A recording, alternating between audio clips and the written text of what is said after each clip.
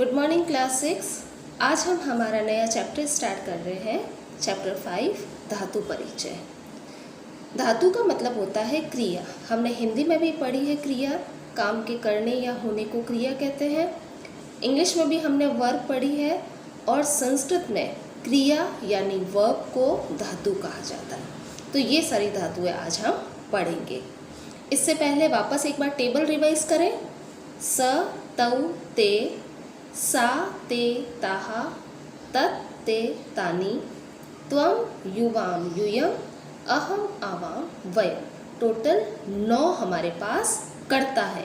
कर्ता यानी काम को करने वाले। स तौ ते, सा ते ताहा और तत् ते तानि, ये तीनों प्रथम पुरुष। त्वं युवाम यूयम, ये तीनों मध्यम पुरुष। अहम आवाम वयम, ये तीनों उत्तम पुरुष। तो इस तरह से हमारे पास प्रथम पुरुष, मध्यम पुरुष, उत्तम पुरुष, एक वचन, द्विवचन और बहुवचन से मिलाकर टोटल 9 क्रिया है, 9 कर्ता आते हैं। अब हम पढ़ेंगे क्रिया। तो क्रिया यानी कि काम। कौन कौन से काम है? पेज नंबर 41 में सबका ध्यान होना चाहिए। तो पठ का मतलब पढ़ना, जिसकी क्रिया चलेगी वर्तमान काल में जैसे चलते हैं। तो पठति पठतः पठन्ति, पठसि पठतः पठत, पठामि पठावः पठामः। इस तरीके से पठ यानी पढ़ना और वो हमारी क्रिया चलेगी वापस वही 9 तरह से। पठति पठतः पठन्ति प्रथम पुरुष के 3, पठसि पठतः पठत मध्यम पुरुष के 3, पठामि पठावः पठामः उत्तम पुरुष के 3। तो टोटल हमारे पास 9 प्रकार की क्रियाएं भी हो गई। 9 हमारे पास कर्ता शब्द थे, सर्वनाम, स तौ ते वाले टेबल, और 9 हमारे पास ये क्रियाएं भी हो गई। नेक्स्ट है चल। चल का मतलब होता है चलना। रूप चलेंगे चलति चलतः चलन्ति, चलसि चलतः चलत, चलामि चलाव चलाम। लिख का मतलब लिखना। लिखति लिखत लिखन्ति, लिखसि लिखत लिखत, लिखामि लिखाव लिखाम। नम यानी नमस्कार करना। रूप चलेंगे नमति नमतः नमन्ति, नमसि नमतः नमत, नमामि नमावः नमाम। क्रीड का मतलब होता है खेलना। क्रीडति क्रीडतः क्रीडन्ति, क्रीडसि क्रीडतः क्रीडत, क्रीडामि क्रीडावः क्रीडामः। रक्ष का मतलब रक्षा करना। रूप चलेंगे रक्षति रक्षतः रक्षन्ति, रक्षसि रक्षतः रक्षत, रक्षामि रक्षावः रक्षामः। फिर है गर्ज यानी गरजना। जो बादल गरजते हैं या शेर गर्जना करता है, उन दोनों के लिए गर्ज का प्रयोग किया जाता है। तो रूप चलेंगे इसके गर्जति गरजतः गरजन्ति, गर्जसि गरजतः गरजत, गर्जामि गर्जावः गर्जामः। नेक्स्ट है पत का मतलब गिरना। कोई भी बालक गिरता है, पेड़ से पत्ता गिरता है, तो गिरने के लिए पत धातु का प्रयोग किया जाता है। रूप चलेंगे पतति पततः पतन्ति, पतसि पततः पतत, पतामि पतावः पतामः। कुर्द यानी कूदना। रूप चलेंगे कुर्दति कुर्दतः कुर्दन्ति, कुर्दसि कुर्दतः कुर्दत, कुर्दामि कुर्दावः कुर्दामः।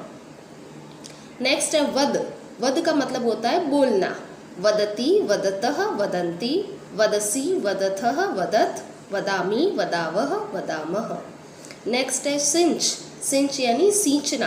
पेड़ों को जो पानी सींचते हैं उसको कहते हैं सिंच धातु। और रूप चलेगा सिंचति सिंचतः सिंचन्ति, सिंचसि सिंचतः सिंचत, सिंचामि सिंचावः सिंचामः। नेक्स्ट है श्रु से सुनना। रूप चलेंगे इसके शृणोति शृणुतः शृण्वन्ति, शृणोसि शृणुथः शृणुथ, शृणोमि शृणुवः शृण्वः। फिर आता है अस धातु। नीचे एक और टेबल बनी हुई है जिसमें मूल धातु अस धातु, लेकिन रूप चलेंगे इसके अस्ति स्तः सन्ति, असि स्तः सः, अस्मि स्वः स्मः। तो ये कुछ धातु दे रखी है हमारी टेबल में। ये धातुएं कुछ अलग तरीके से भी चलती है। जैसे कथ धातु साइड में दे रखा है कहना, और रूप चलते हैं कथयति, कथयतः, कथयन्ति, इसमें य लगता है। नेक्स्ट है क्षिप। क्षिप का मतलब होता है फेंकना। रूप चलेंगे क्षिपति, क्षिपतः, क्षिपन्ति। इसी तरीके से सारी जो भी है क्षिपसि, क्षिपथः, क्षिपथ, क्षिपामि, क्षिपावः, क्षिपामः। नेक्स्ट पूज। पूज यानी पूजा करना। रूप चलेंगे पूजयति, पूजयतः, पूजयन्ति। नेक्स्ट दृश।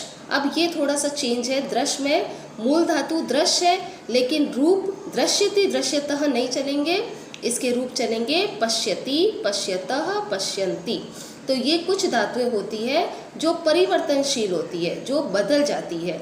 मूल धातु और होती है और लिखते समय जब इसके रूप चलते वर्तमान काल में वो कुछ और हो जाते हैं। जब तक अभी अपने जो क्रियाएं पढ़ी वो सेम धातु चल रही थी, जैसे क्रीड तो क्रीडति, क्रीडतः, चल चलति, चलतः, हस हसति, हसतः, इस तरीके से। लेकिन ये जो दृश्य धातु है ये हमारा मूल धातु दृश्य, लेकिन रूप चलेंगे इसके पश्यति, पश्यतः, पश्यन्ति। सामने टेबल में दे रखा है, देखना। नेक्स्ट है गम। ये भी परिवर्तनशील है। गम यानी जाना और रूप चलेंगे गच्छति, गच्छतः, गच्छन्ति।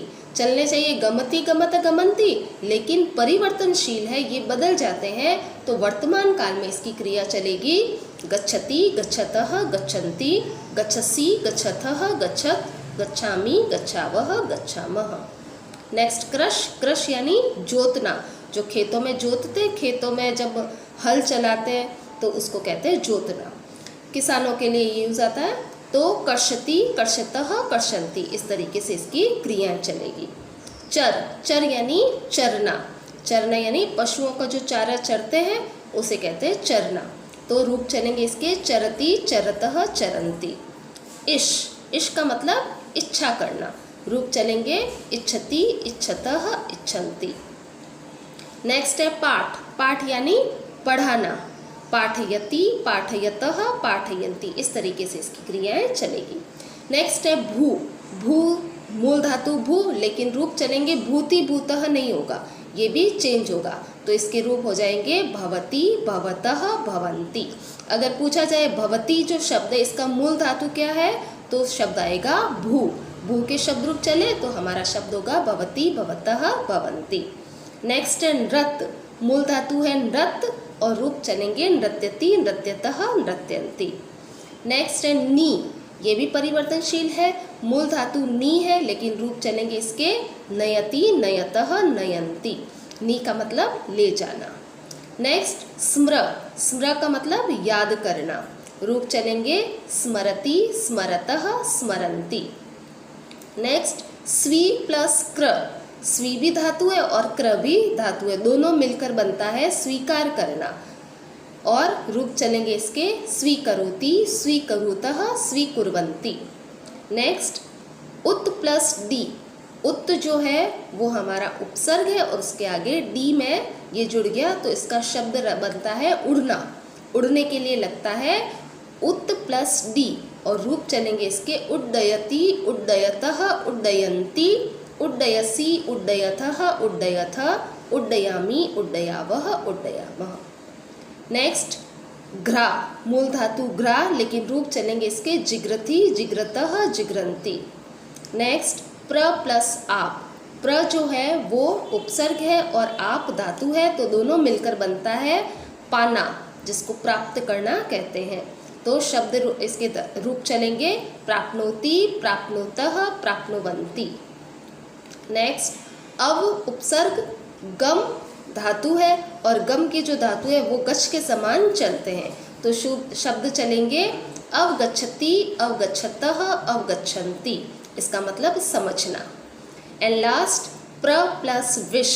तो प्र उपसर्ग है और विश धातु है, अर्थ होता है इसका प्रवेश करना। रूप चलेंगे इसके प्रविशति, प्रविशतः, प्रविशन्ति। तो इस तरीके से ये जितनी भी क्रियाएं हैं इन सब के रूप इसी तरीके से ये जो टेबल बनी हुई है पढ़ती, पठत, पठन्ति, पठसी, पठतः, पठत, पठामि, पठावः, पठाम, जितनी भी अभी हमने क्रिया पढ़ी सारी की सारी पठ के समान ही चलानी है। मैं एक PDF भेजूंगी आपको जिसमें ये लट लकार की पढ़ती पठत वाली टेबल लिखी हुई होगी। आपको चल के समान, पट के जैसे लिखे हैं उसी के समान चल के भी आपको वैसा ही काम करना है। ये नोटबुक में नहीं होगा, नोटबुक में सिर्फ पट धातु के रूप ही हमें लिखने हैं। चल के जो धातु रूप हैं वो आप रफ कॉपी में लिख के आप ट्राई कर सकते हैं, या बाकी की जितनी भी धातुएं हैं उन सभी धातुओं को आप अलग अलग कोई भी धातु को एक लेकर और पट के समान चलाकर आप लिख सकते हैं। एक्सरसाइज करते हैं।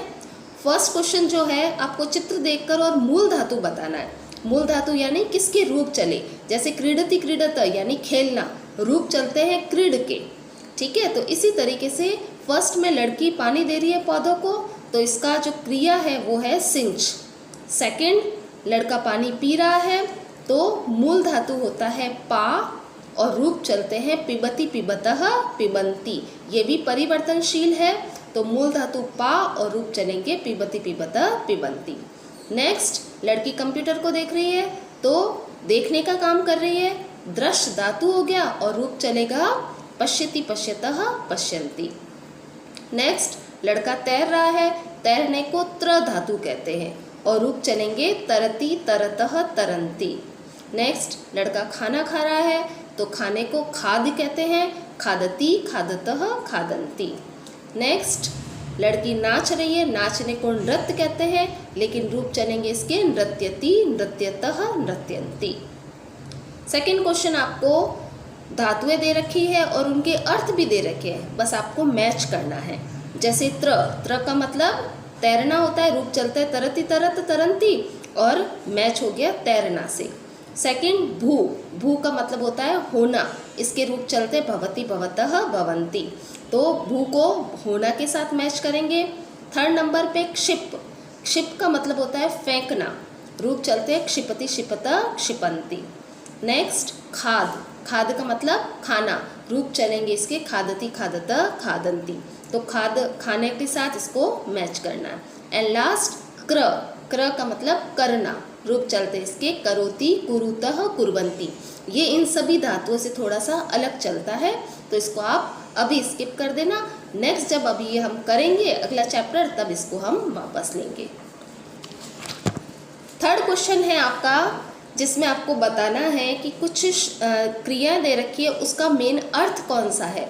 जैसे लिख का मतलब लिखना, पाना या ले जाना, तो लिख का लिखना अर्थ होगा।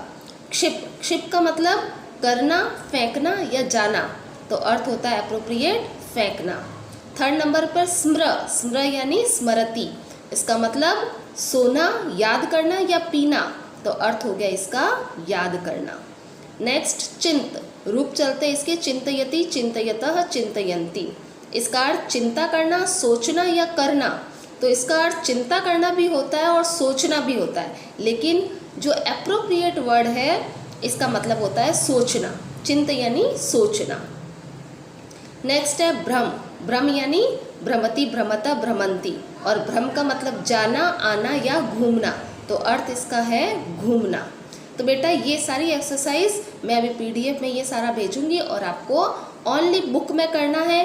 केवल पट धातु के जो लट लकार में क्रिया भेजूंगी, जो वर्तमान काल की क्रिया है वो आपको नोटबुक में करनी है, केवल एक टेबल नोटबुक में, और बाकी का जो जितना भी काम है वो सारा आपको बुक में ही करना है।